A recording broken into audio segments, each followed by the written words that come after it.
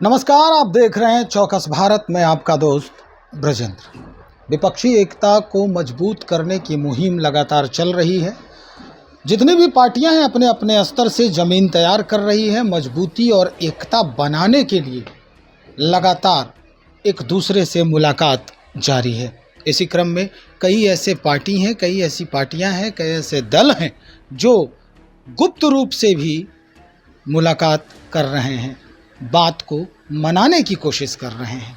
चलिए, विपक्षी एकता को लेकर के हम इस पर विशेष जानकारी के लिए आज IPS अमिताभ दास सर के पास पहुंचे हैं। इन्हीं से जानने का प्रयास करते हैं कि जिस तरह का माहौल बन रहा है, 23 जून 12 जून से 23 जून हो गया जी।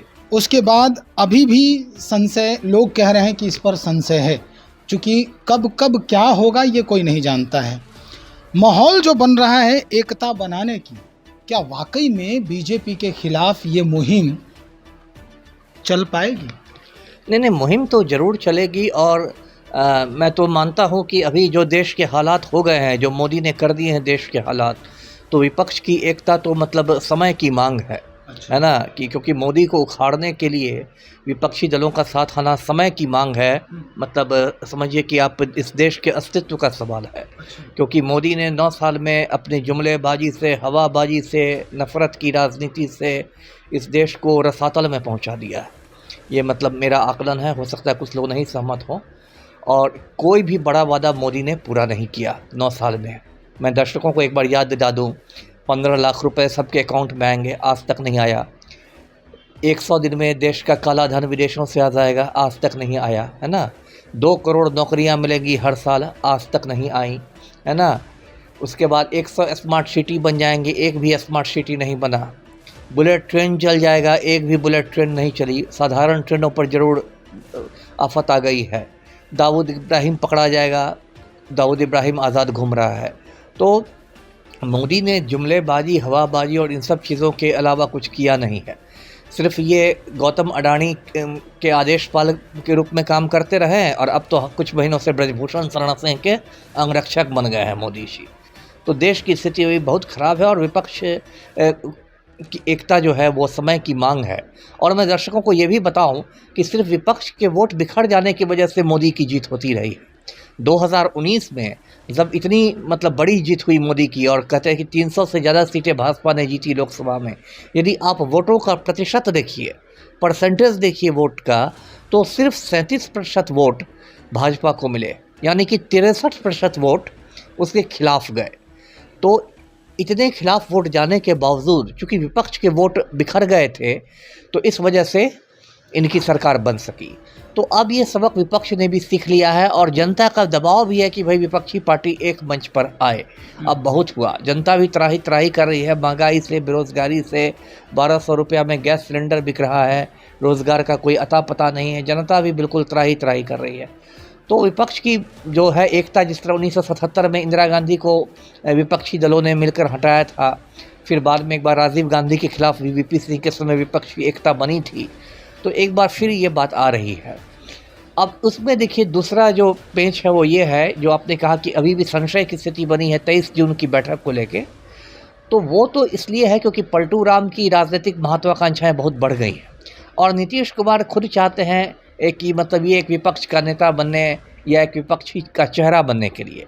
और ये बहुत मतलब हास्यास्पद बात है, क्योंकि बिहार में ही आप देखिए तो पलटू राम की पार्टी तीसरे नंबर की पार्टी है, सिर्फ 43 विधायक उसके हैं। तो एक प्रदेश में आपकी पार्टी तीसरे नंबर पर है, और अब पूरे हिंदुस्तान का प्रधानमंत्री बनने का सपना देखना है, इसको तो दुस्साहस ही कहा जाएगा, या मूर्खता भी कर सकते हैं। ये दुस्साहस नहीं तो मूर्खता ही कर सकते हैं कि आप किस मुँह से बनने का। जबकि राहुल गांधी जैसे कद्दावर नेता है विपक्ष में, अभी हाल के महीनों में राहुल गांधी का कद बहुत ऊंचा हुआ है, खास के भारत जोड़ो यात्रा के बाद उनका बहुत ऊंचा कद हुआ है। उसके बाद कर्नाटक में जो प्रचंड जीत कांग्रेस की हुई, उसके बाद भी राहुल गांधी बहुत बड़े नेता के रूप में उभरे हैं। अभी अमेरिका में उनकी धूम मची हुई है। तो या फिर मान लीजिए राहुल गांधी में कुछ लोग कहेंगे कि नहीं, उनमें तकनीकी समस्या है चुनाव लड़ने की, ये है वो है, तो ठीक है। मल्लिकार्जुन खड़गे बड़े नेता हैं, कांग्रेस अध्यक्ष हैं, दलित नेता हैं, साफ सुथरी छवि है, कद्दावर नेता है, तो वो लोग बड़े बड़े चेहरे हैं विपक्ष के, और उसमें पलटू राम कूद रहे हैं, तो ये बात किसी को पसंद नहीं आ रही है। जो 12 जून की भी बैठक इनको टालनी पड़ी इसी वजह से, क्योंकि कांग्रेस का रुख सकारात्मक नहीं था। कांग्रेस के कोई बड़े नेता उसमें नहीं आने वाले थे, ना राहुल जी आने वाले थे, ना खड़गे जी आने वाले थे। अब 23 को इन्होंने कही है बैठक की, अब 23 को होगी। मुझे नहीं लगता कि 23 को ही बैठक बुला सकेंगे। कांग्रेस वाले चाहते हैं कि जो विपक्षी दलों की बैठक है वो शिमला में हो।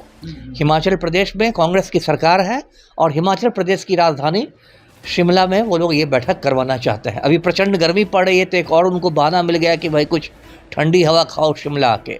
तो यही एक मतलब आप कह सकते हैं कि ये मतलब पेंच लग गया है विपक्षी एकता में। चलिए ये पेच है, लेकिन स्थिति क्या है?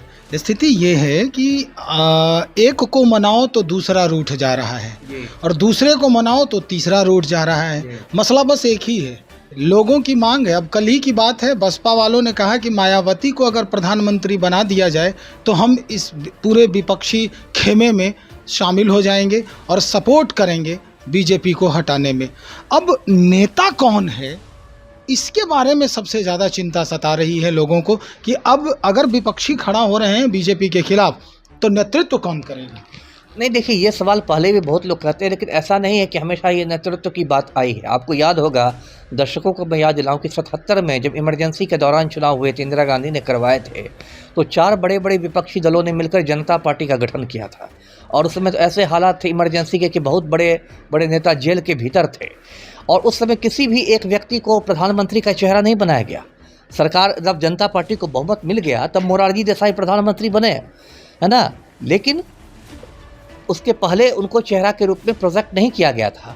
उस समय सिर्फ ये था लोगों का था कि इंदिरा हटाओ देश बचाओ, मतलब सिर्फ इंदिरा गांधी को हटाना उनका एक था।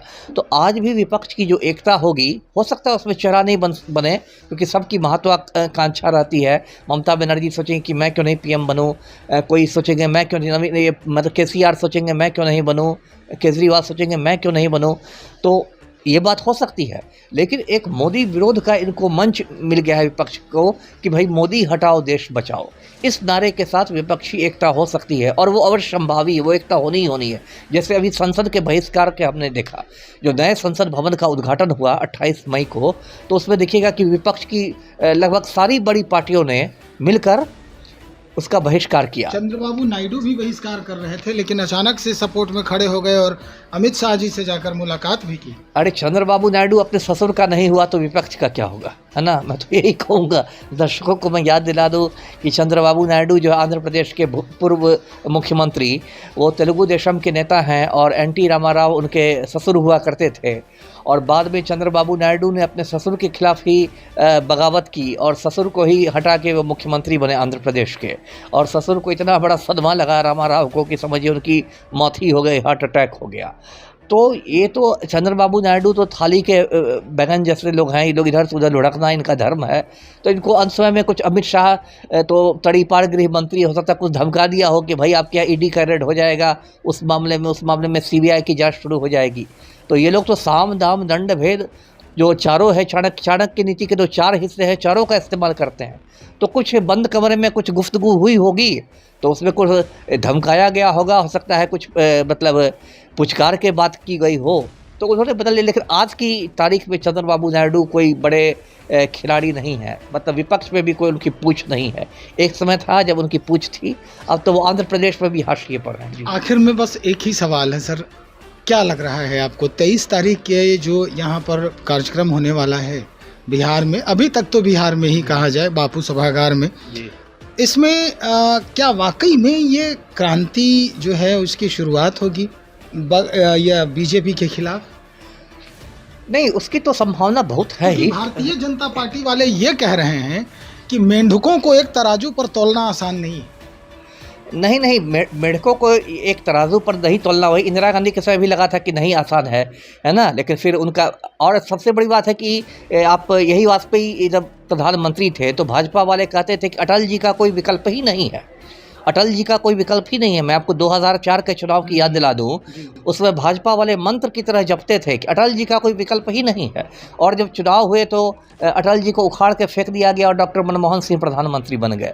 तो ये सब बात नहीं होती है। देखिए राजनीति है, राजनीति में तो संभावनाओं का खेल है, इसलिए सब अगर मिल जाएंगे तो। और मेरा अपना आकलन है कि यदि पटना में बैठक होती भी है तो हो सकता है राहुल गांधी या खड़गे जी नहीं आए, किसी सीनियर कांग्रेसी को भेजा जाए, थोड़ा नीतीश कुमार को भी ना औकात में रखने राहुल की गांधी की तो आने की संभावना है और ये भी खबर आ रही है कि 7 वर्षों के बाद राहुल गांधी फिर से पटना नीतीश कुमार के लिए आ रहे हैं। 2015 में वो आए थे शपथ ग्रहण के दौरान नीतीश कुमार जी के, और फिर इस बार इस कार्यक्रम में देखिए जब तक आ नहीं जाते तब तक हम लोग कुछ कह नहीं सकते, है ना।